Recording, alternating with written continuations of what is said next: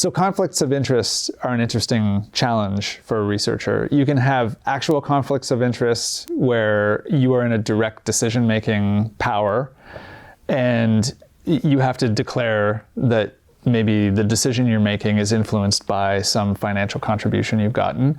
You can also be in a situation where perceived conflicts of interest arise. The perceived conflict of interest is equally important to consider. Let's say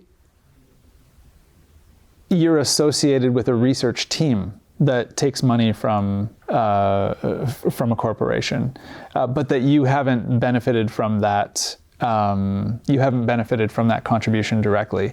People could still associate you with the contribution because you're a part of the team, and then that could be a perceived conflict of interest. If you have taken money in the past from a company, but you're talking, and to do a certain piece of research, you've done another piece of research that has nothing to do with that funding, the perception of the original contribution that has no actual may have no actual influence on your research that you're doing now, can still create a perceived conflict of interest. So these are things that you really have to think about. It can get you excluded from certain rooms, certain conversations, and it could color you in the eyes of a lot of your peers and colleagues.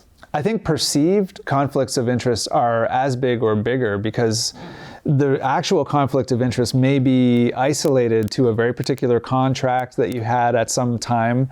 The perceived conflict of interest can extend into the future. You have to think very carefully about when you disclosing the fact that you've had certain research relationships.